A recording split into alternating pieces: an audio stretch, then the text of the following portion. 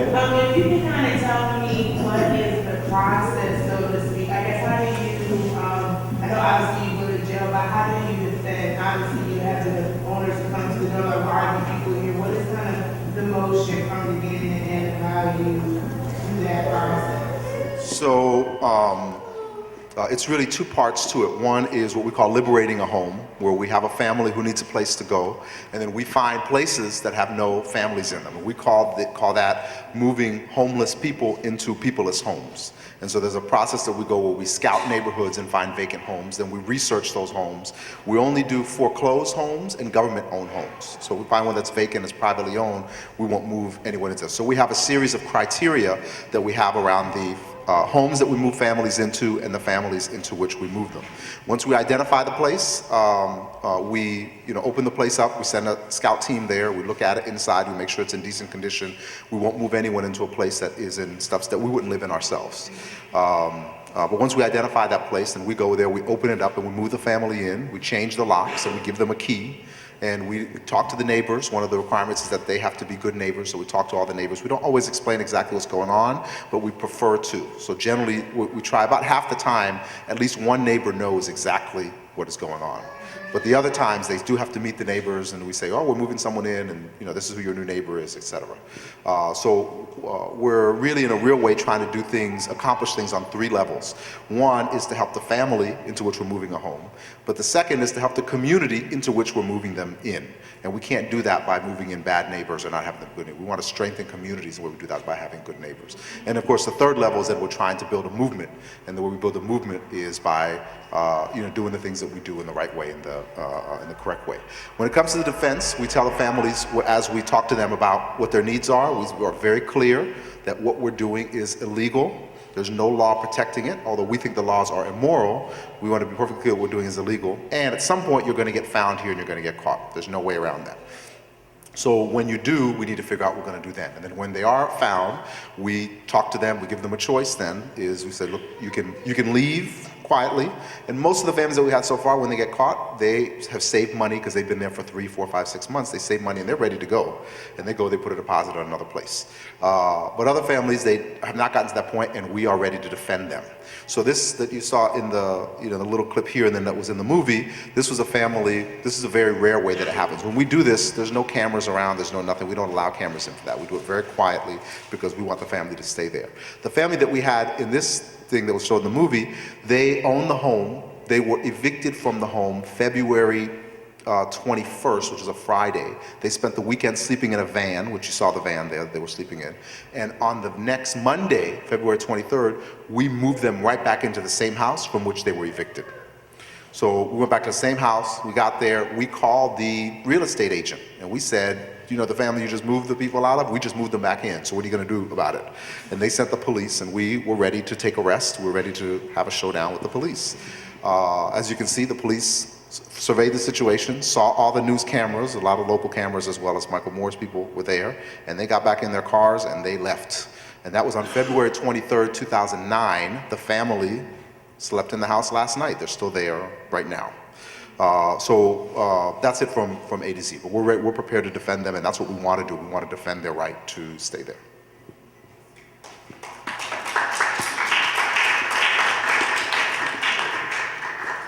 Hey, I actually have a quick question. In the beginning of the clip, the woman who you ended up losing, it was unclear what happened to her, and you were concerned about sort of losing track of her.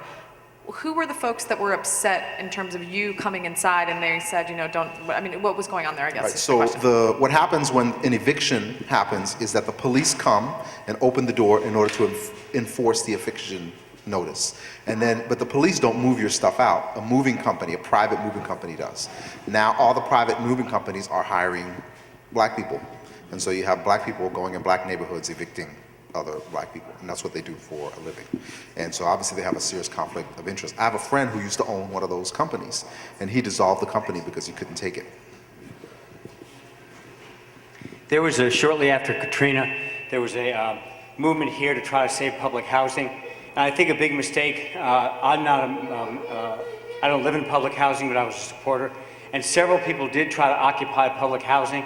The problem was there were several small incidents, and I think a good portion of them were supporters, but not former residents of public housing. I think that was a lot of our mistake. It should be led by former residents of public housing.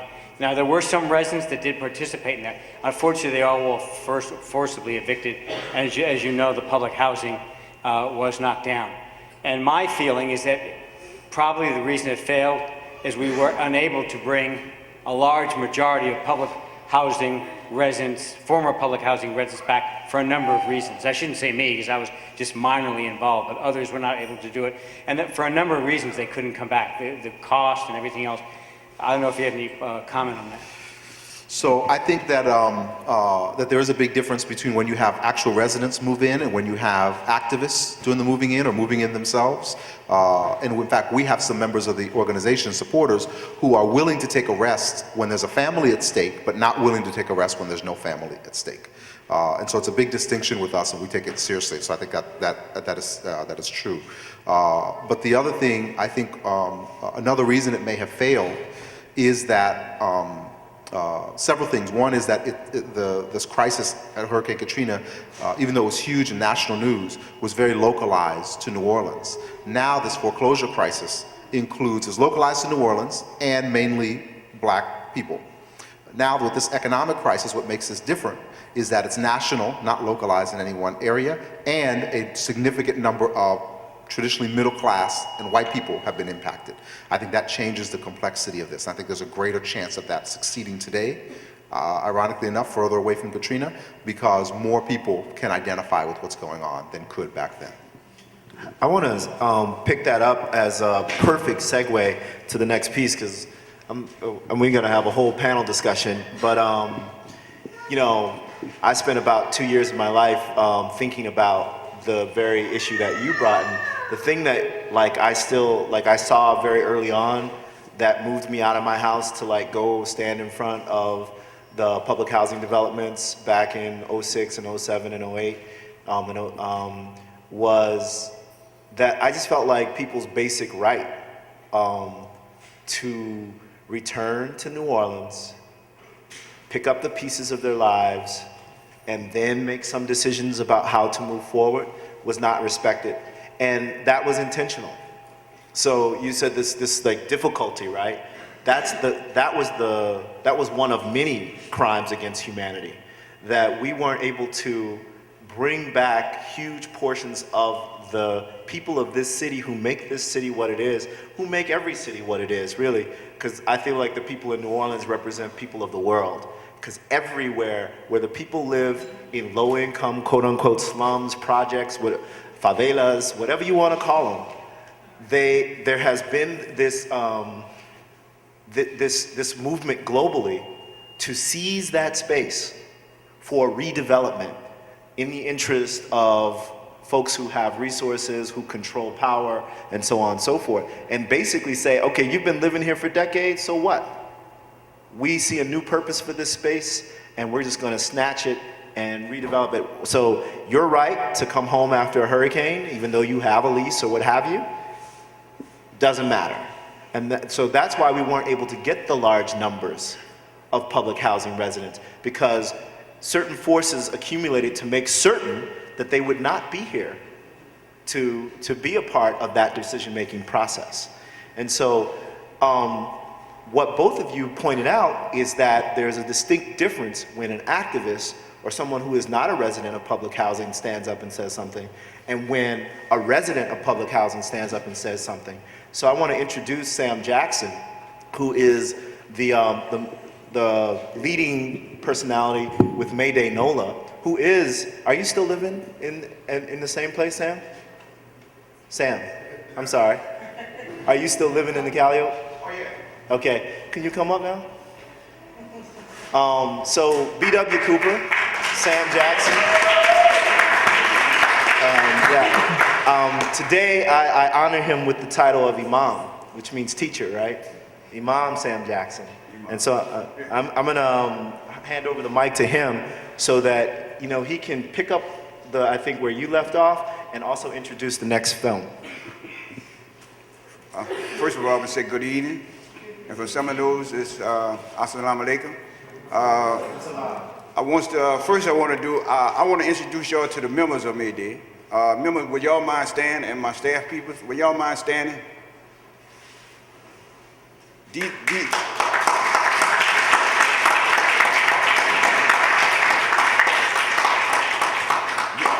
are some of the people that helped made this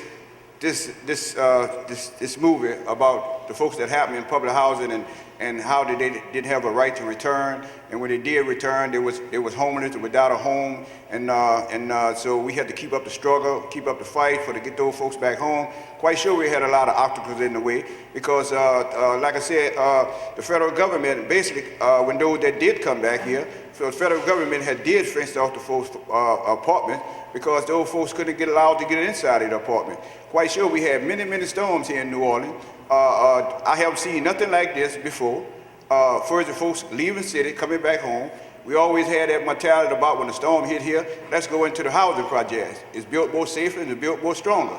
Okay, so that's the motto in the neighborhood. But this particular time here, we couldn't use that motto in the neighborhood. So what the federal government did, he locked us out. So as a resident of public housing, for my right to return, when I returned back here to the city of New Orleans, I was locked out of my place.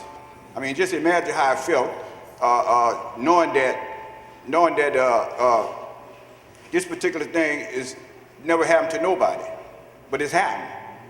So this film is basically to tell you all about some of the work that we have put up in the fight for the people in the public housing. It's not about me. Not about me. It's about the community. The community deserved this film, and the peoples of those who didn't get a chance to return. So I'm not going to tell you much about the movie. I like y'all to sit down and enjoy the movie.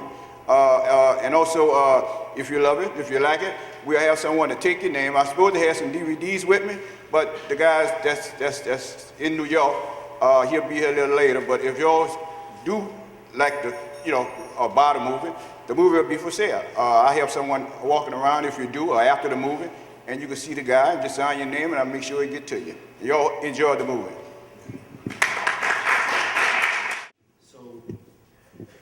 First, I want to lead off with the folks from Mayday New Orleans, since we just saw their film. So we're going to kind of conflate their post-film discussion into their introduction on this panel, and then we'll move there. I feel like we had a great introduction to who Max is. Max, do you feel like people have had a decent introduction to you? Okay.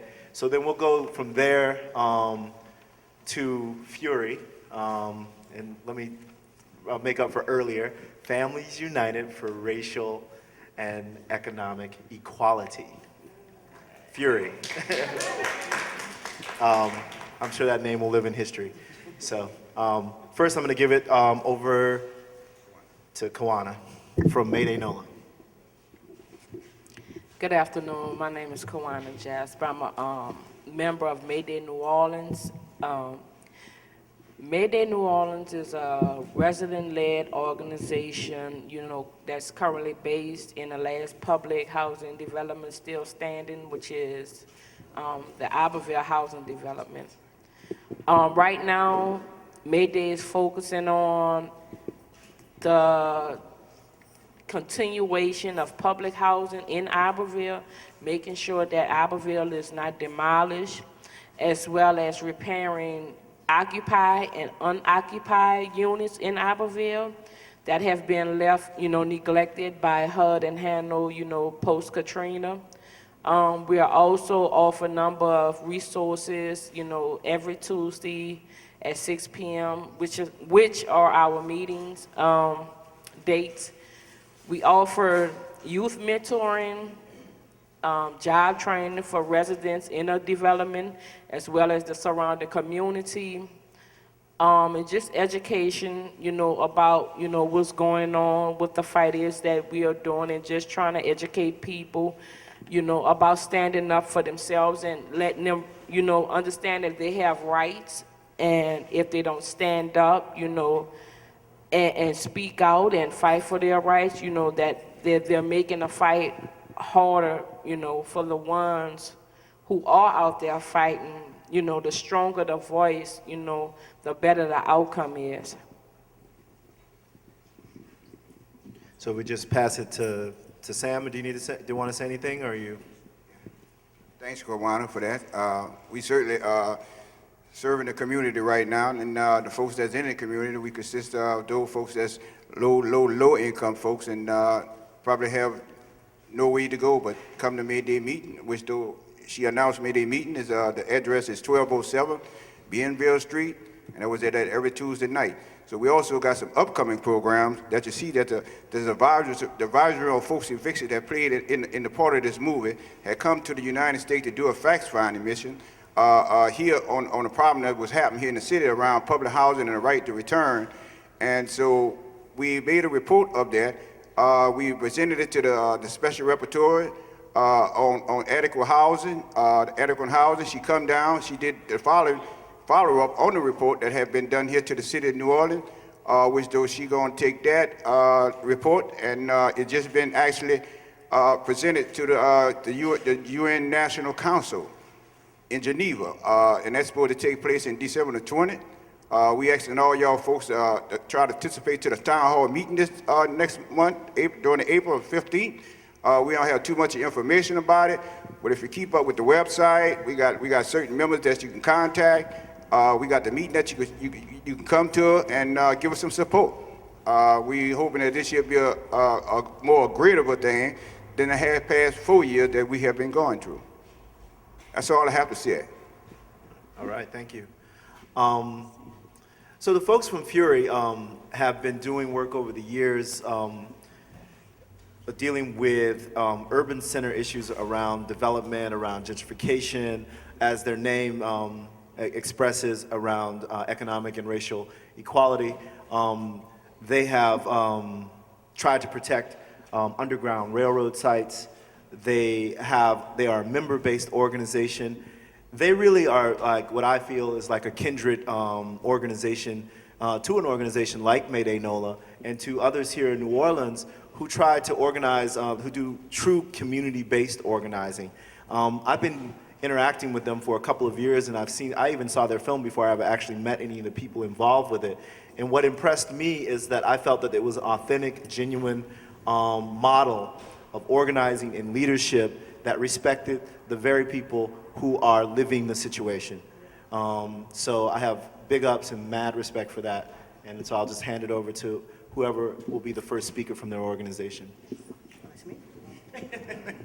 Hello, my name is Sandra Robinson. I am co-chair of the board at Fury. I came to Fury during one of their campaigns, which was the child care campaign. And I was quite impressed, and I have stayed on to become the co-chair at this organization for just the reasons that you said. I do feel like that we are kindred spirits here because we're talking about the same things and we won't let go. We are a members-led organization, and we do follow the directives of what the community wants and needs because they are the ones who know the impact that these things have on our communities. As a member of the child care campaign, and I can understand with just seeing the films that I saw today, what y'all are going for, my heart just goes out to you because, I mean, that's what we've been fighting for years. But I can say that sitting here, I'm glad to be sitting here because, yeah, you can win. We have won. That was one of our best campaigns simply because people who did not respect us came to respect us.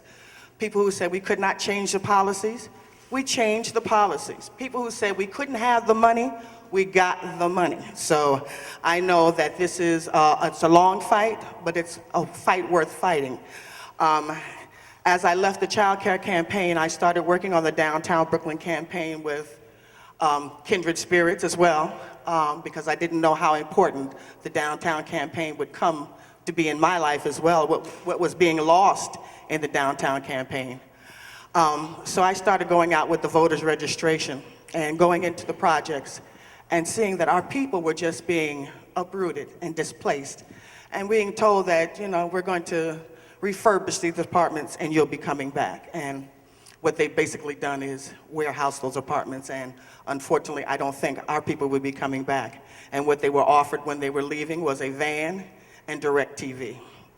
And you're displacing families, and this was at a time when we were doing voters registrations, so of course you're also displacing voters at the same time. So in solidarity with everybody who is fighting this hard fight all across this country, I'm happy to be here.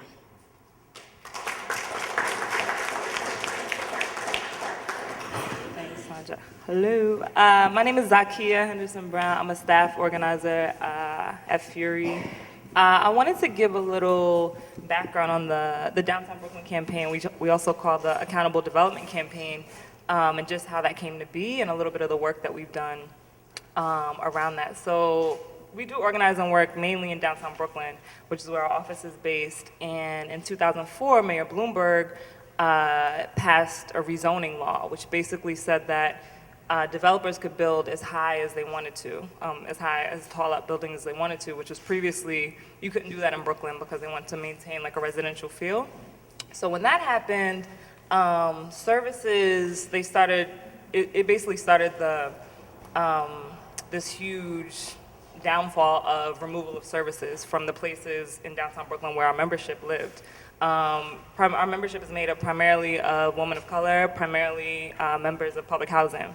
So, you know, developers basically started evicting small business owners. So we lost a supermarket, we lost a laundromat, discount stores, beauty supplies, what have you. So while that was happening, they were evicting those people so that they could build condos, you know, luxury condos, and they wanted to build these high-rise condos. While that was happening, while the development process was underway, the recession hit. So you had all of these condos that were empty. Sandra talked about how they started warehousing apartments and public housing. So they were actively displacing our folks, trying to build up condos that were empty. So you have this like just all these empty places to live in downtown Brooklyn. A part of one of the new projects that came up in the area was they wanted to build, they were planning on building 2 hotels. So they wanted to build a corporate office park, basically, which was just gonna have some grass and some benches. But there were 3 houses that housed 40 families around the corner from that. It was city-owned housing, and the 40 families were basically primarily undocumented immigrants. And the city wanted to knock down those 3 buildings for eminent domain so they could build this office park and an underground parking lot that would house 700 cars. So, you know, they came to Fury and we organized with them and brought a lawsuit against them along with the South Brooklyn Legal Services. And we won that lawsuit. And it basically said that if they were gonna evict the families, they had to relocate them in housing of their choice that was also city-owned housing in the area, and they had to be kept together. And that happened in October of 2007. We're still in that fight, so holding HPD, which is Housing Preservation and Development, holding HPD accountable to that lawsuit that we won, we're still in that fight. So that's one of the pieces of the work we do. Hi, my name is Maisha Morales. I'm a board member of Fury. I'm also a small business owner in downtown Brooklyn and a resident of Fort Greene, Brooklyn, which is in downtown Brooklyn. I became a member in 2007. How that began was I owned a business in the Albee Square Mall. I'm not sure if any of you have heard of that mall, if you've listened to Biz Markie songs or Big Daddy Kane from many years ago. But so that mall was built specifically for minority and women small business owners. So it was affordable rent, retail rent. And so back in 2007, again, this was all due to the 2004 rezoning. So there was a developer who had purchased the mall 5 years prior, about 2001, had purchased the mall for the lease of the mall for $25 million. After the rezoning, it allowed him to then resell it for $125 million. So within 5 years, he made a $100 million profit. And this is government-owned land, by the way. So April 2007, I was approached by Fury, and they were warning me about what was gonna take place. Shortly after, I received a 9-day eviction notice from the new landlords. Some of the tenants in the mall received 3-day eviction notices. Now, we're all business owners, but we're small business owners, which most of us didn't even make a 6-figure salary. But we actually employed people within the community where big corporations don't do that. We received no relocation money. We were just told that we had to leave and that the city Small Business Services would help us.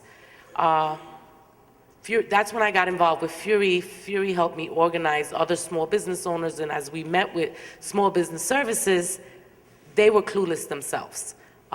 They said they never offered to help small businesses. Since then, I've become a full-fledged Fury member. As you see, I'm on the board now.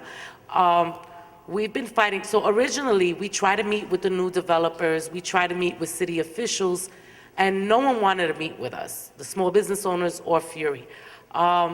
Since then, the mall stood empty for almost 2 years now. So here, you displaced all these small businesses where we could have been thriving for another 2 years or saving enough money to then eventually relocate.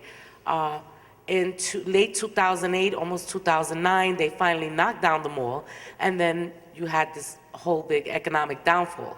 So now the developers weren't able to build. So now if you go downtown Brooklyn, where this thriving mall was at, there's nothing but a big hole.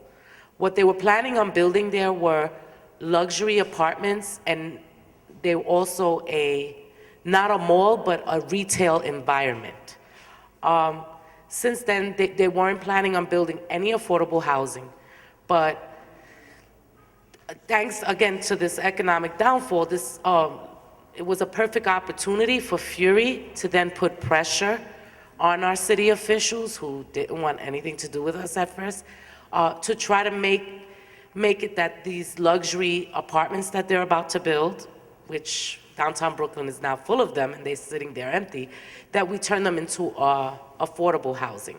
So that's our fight right now, and I'll pass it along to Valerie so she can continue with what's been going on so far. But just one thing I wanted to mention was that I saw in the movie here, one of the members had stressed the importance of holding our public officials accountable and that they work for us. And I just think it's very important that we do that. Okay, thank you.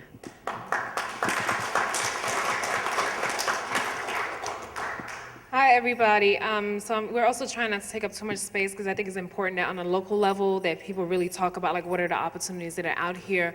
But we just wanted to share what it has been for us, like years of work that we've been doing, years of not being taken seriously, because this is an organization of women of color that is going up against high-end real estate developers, politicians whose pockets are lined by the high-end real estate developers, legislators who are putting together laws that benefit the high-end real estate developers, and being a woman-led organization, we had just a huge struggle. Like Maisha mentioned with the what is now known as the City Point development, we found that the economic crisis has developed new opportunities for organizing around securing the right to affordable housing. And we're not talking the affordable housing where housing is affordable for people who are making $70,000 a year with a family of 2. We're talking about affordable housing for people who are making less than $26,000 a year. So we're really clear about what do we mean by affordable housing. And what we found that has been working for us is really paying attention to media analysis, to media articles, hearings that are coming up. And because we knew, because our communities have always lived in a recession before this one was named by mainstream media. So we paid attention to how people squirm, especially rich people, when their money is running out or they don't know where money is gonna come from. So we learned to be proactive, and we started reaching out to the Housing Finance Agency. We started reaching out to what's known as HDC, which is the Housing Development Corporation. Those are the city-owned or city-run, rather, agencies that gives money to developers to build affordable housing, and we started just lobbying them. What we also, because we've been able to combine our organizing work with media strategies, we have a few moles now that are in place in all these different agencies that let us know, here's what they're talking about in the meetings, this is what y'all should be ready for. And so being able for us to not just be seen as an organization that's just complaining, but being an organization that gets our members, to the point where not only we're pointing out here are the problems, we're pointing out the solutions, we're putting together reports, and we're putting together very clear policy recommendations around what needs to change around this. So right now, the developer of City Point can't get any money from the banks. He paid for this property $125 million, a big hole in the ground. They haven't developed anything, and they ran out of money. And now the developers are coming to us, like, can you please support us in building affordable housing in there? And right now, they're in a standstill until we say yes to the city officials, to the state officials. They will not get any money because we want them to bring the number of affordable housing units from 125 units to 215, which is what the original plan was for us in our minds to begin with. And, just in short, if it's really anything that we can share, it's really combining community organizing with leadership development, political education, changing the framework of media. It's a lot of work, y'all, but we are in the middle of a housing crisis. It's a crisis. It's not a problem. It's not a spot on the wall. It's a crisis. In New York City, we have 39,000 that they say are homeless. We believe that's almost more than 200,000 people, because they're not counting families that are doubled up in everybody else's apartments. They're not counting people who had to move out of state to be able to live. And the level of urgency that we have right now means that for every person that's sitting in this room, if any other organization calls an action and each you come out with 5 people, that's 300 people in an action. And so we have to get to that point where we really start thinking about solidarity, and we really have to start thinking about how do we shift the balance of power in a way that's quick, that's fast, and that's powerful.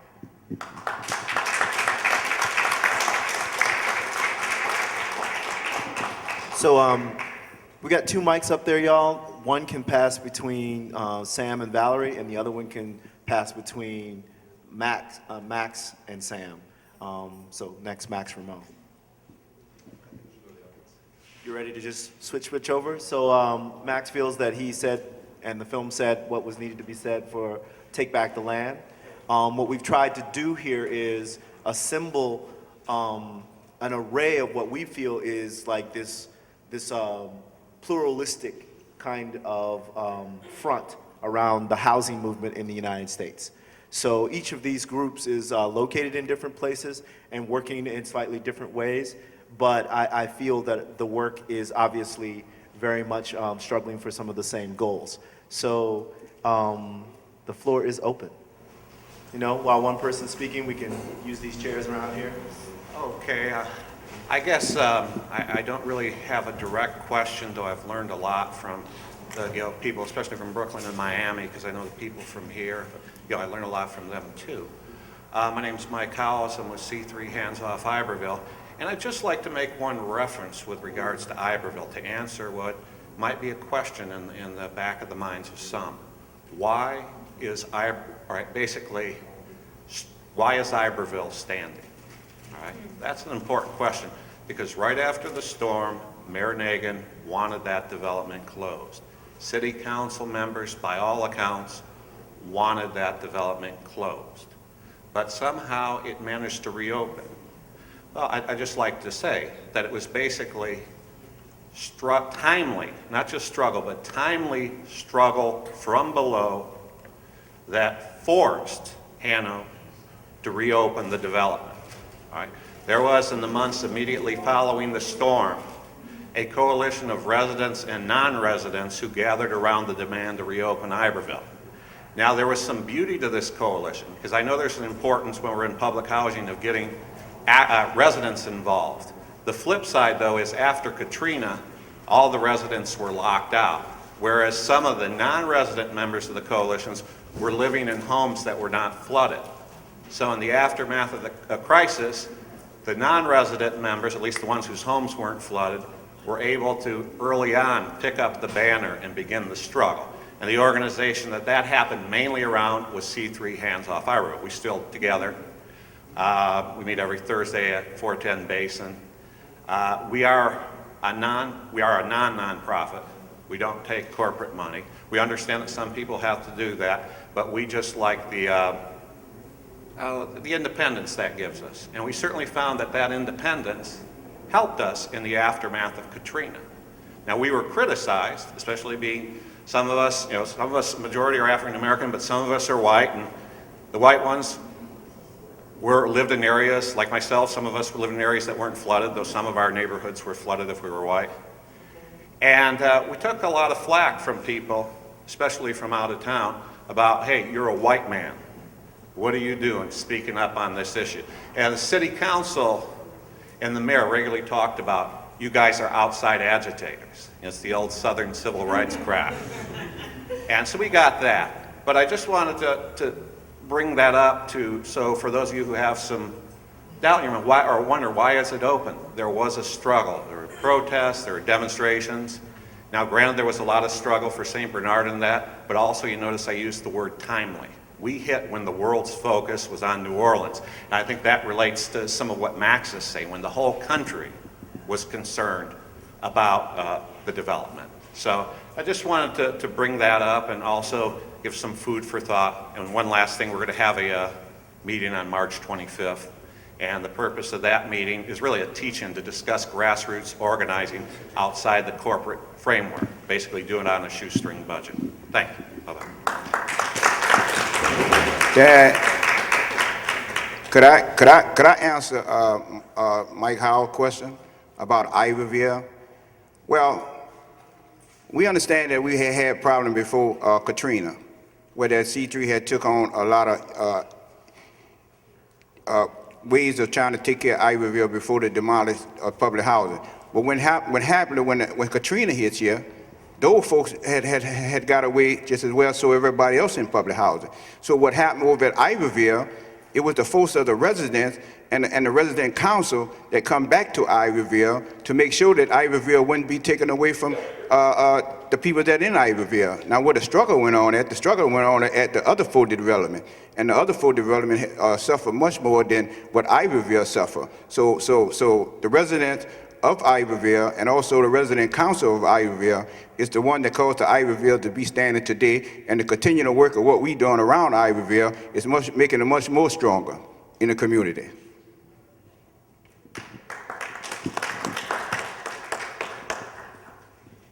First of all, I would like to thank God for this opportunity to be here. I would like to say that I think we should get all of us our applaud, our hand, for everybody that have taken the time to do the footage, the filming, the grassroots. I can look around and I see so many people from day one that of all colors, it didn't matter what color you are and who you are, that supported us in this struggle and this fight for survival. I want to say, Sam, you know, we have a rough time. We close. We didn't come a long ways together. But I want to thank you for putting that film together, that footage together. That was beautiful, you know. And this struggle is far from being over. It was very emotional for me to sit there and watch the destruction of the city, our homes, our lives, and watch the people suffer. When we had the city government that failed us, we went to Washington on numerous occasions and nobody, it looked like they just told us what we wanted to hear, but they never did reach out and say, here, we're gonna do this for you all and do it. They haven't done this. So I'm saying this fight is far from being over, and we're gonna continue to fight in this struggle. You know, it's not, nobody said it was gonna be easy, but I didn't think it was gonna be that hard for a person that was born in the United States of America, taxpayer, a city where I come from, that my people held bill to be kicked to the curb and lives and home and families to be destroyed like that. That's a hurting thing. But I'm here to say this evening that I will continue. This is in my heart. My eyes burn with tears from the agony and pain that I go through every day. I wake up, God let me wake up to see that I'm still fighting this battle. But I will continue. And I hope we all can get united together and get more people and continue to stand and fight for what's ours. Fight for what you believe in. If you don't open your mouth and sit down, nothing will never happen. We have made progress. When we brought Alfonso Jackson down, we fought for that. When we watched those people come from handle and put out and expose them for who they are. We fought for this. And I would like to say to all of you, continue to help us fight in this struggle. We will continue to fight in this struggle and be strong.